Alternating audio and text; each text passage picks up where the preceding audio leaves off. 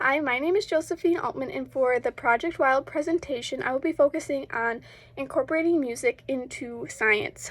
So, some background information on my topic is students listen to music and different aspects of pop culture all the time through radio and their phones and social media and TV.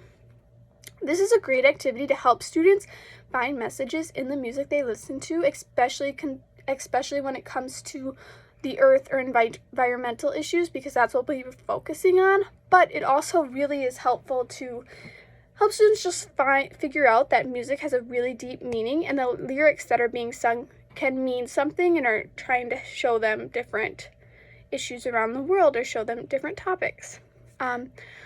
Another thing is this is a great way to connect with students through their interests and their music tastes, which will help you build a better relationship with your students.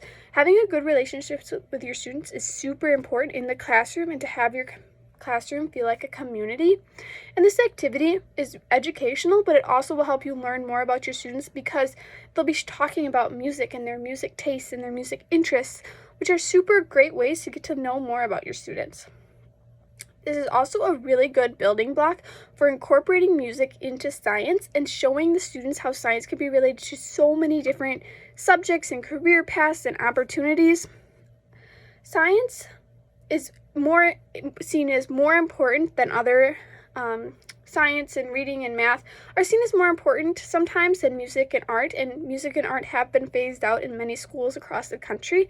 So I think it's really important, especially if you're teaching at a school that doesn't have a music or art program for your students to participate in, that you find other ways to have them participate in these really great activities that can help them grow creatively and stretch their minds, because lots of kids love music and art, and I think it's super important for them to have that creative outlet. This activity also presents the opportunity to help students understand how social media and music can be either beneficial or harmful depending on the situation or the side that the artist is taking on a subject. So the activity I'll be doing is the power of song, and this activity will help students analyze and interpret different popular music regarding that have messages about the environment and the earth, and help to figure out those attitudes that are being shown through the song. It will also help students be able to express their own environmental beliefs by creating a song and writing lyrics to a song about an environmental issue or the earth, anything contained in that realm.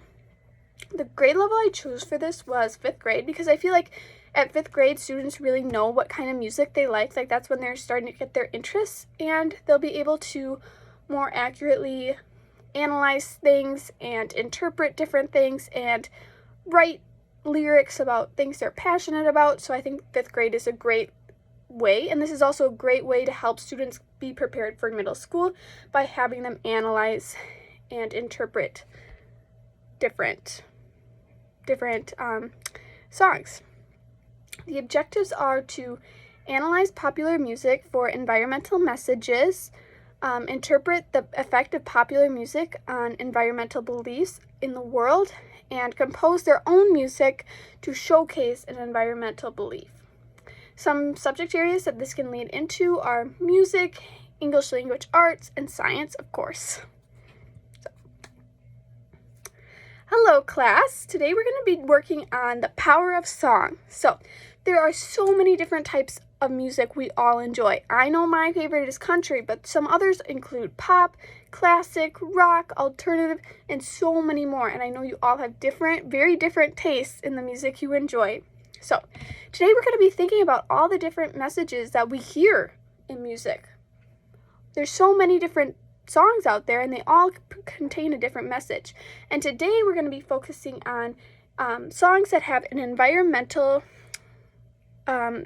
reason behind the person who wrote the song, whether that be an environmental issue, a song about an animal, different songs about the earth, and how these artists were able to write in their lyrics and showcase their belief about something. So To begin, I would like all of you to take out your notebooks and answer the question, what are some of your favorite musical artists and songs? You can just write them in your science notebook at the top of the page. So we are going to be analyzing music to see if we can find different environmental messages left within song. This has been around forever. This has been around way back when, like when there was classical music only and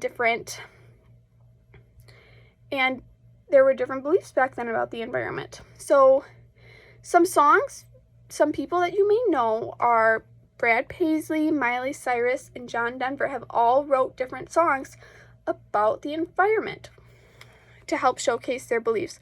John Denver has actually been helped protect a lot of the Earth's surfaces by writing songs.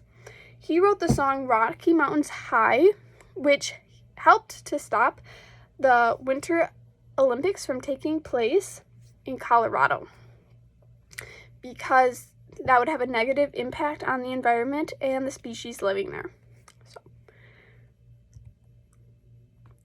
So first we are going to analyze the song together, and we are going to be analyzing the song Earth by Michael Jackson. So we're going to listen to this song. Everybody, we're just going to play the music video out loud, and we're going to listen to this song, and then we'll analyze the lyrics together afterwards.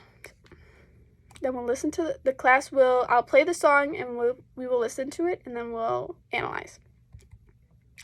Okay, class, what did you all think of this song? Did you like it?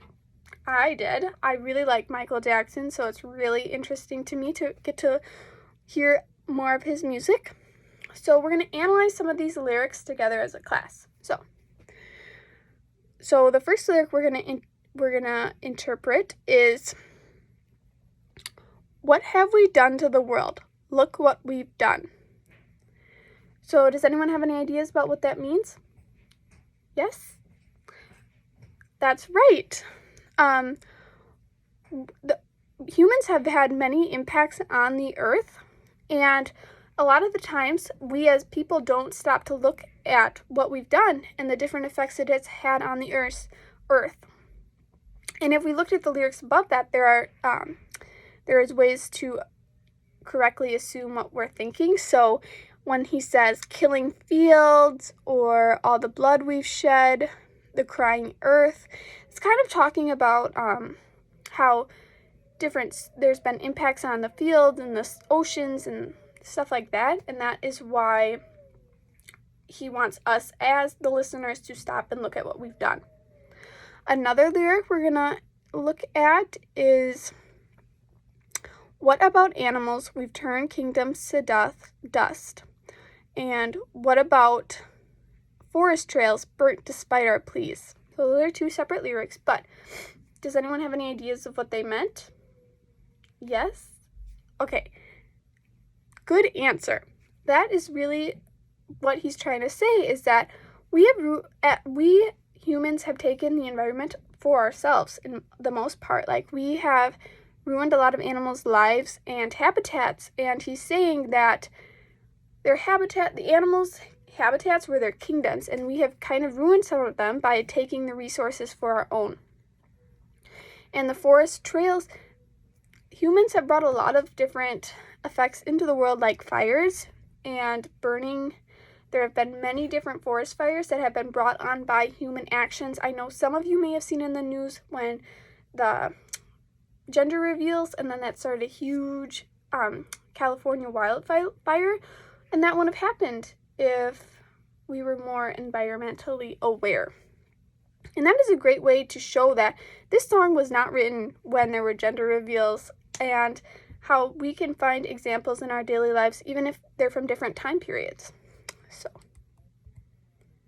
So next, I would like each of you to take out your Chromebooks and your headphones if you have them, and I would want each of you to analyze a song from the lists I have handed out to you. There are many different artists on these lists, like Dolly Parton, Garth Brooks, Alabama, Stevie Wonder, and many different songs. So I hope you can each find a song you would like, and then I want you to write in your notebook, your science notebook, about what you have found and what you have learned from this song concerning the environment. And then once you are done with that, I would like you to use your science notebooks, and I want you each to write your very own song about the earth or environment that means something to you. This could be about anything. It could be about an animal you really like and you want to write a song about them. It could be about an outdoor activity you really enjoy, like camping or canoeing or hiking. It could be about an environmental issue that you're really passionate about, such as wildfires or preserving animals' habitats. Or it could just be about the feelings that you have when you're outside, if you really like it, if you don't really like it, if you find peace outside. So it can be about anything you like, and if you could write those lyrics down in your science notebook. And then once you're finished with those, you can come up to the front and get a piece of paper and write your lyrics on the piece of paper super nicely and decorate it about your topic of your song. And then I'm going to hang these up outside of our classroom so all of our different other students in the school and the faculty can see your beautiful work. Okay, so after the activity, some modifications I might make would to have students work together on the song rather than working separately, because some students might not feel comfortable writing a song, and being able to have someone to bounce ideas back and forth off of might be very beneficial. Another idea would be to assign groups of students together and then have them analyze one song each, but all in different genres of music, so pop and country and rock. And then we can compare and contrast the differences between each of those different genres of music and maybe the different issues we found within each of them. Another modification I might make would be to use a worksheet instead of just using science notebooks, because some students might have difficulty picking out certain issues about the environment that they find, or having problems writing a song if they don't know how to do it. So I think having a worksheet with different prompts might be helpful to them. And then for extensions, I would have students research different time periods. So we could do really early in American history, during the 1950s, during the 1970s, like different time periods, and then have them each research different music and see how, and then research the people's views on environment, and then we can see how they relate and how we have changed over time with our environmental standpoint as a society. Another extension I might do would be to have students create a music video of themselves, or an online video with different slideshow of pictures, which I think students might really enjoy, being able to record themselves and produce a music video by themselves. But that'd be a harder extension because you'd have to find the time to do that. And then another thing I might do also is to talk to students about social media, such as Instagram, Facebook, TikTok, and talk about how these can influence their thoughts on many different topics, including the environment, but also many other topics in the world, because I think it's really important for students to understand how influenced we as people can be from social media, music, and outside sources. And I think it's just an important thing to have them have some sort of knowledge about. So that is the Power of Song activity. I really hope you enjoyed. Thank you so much.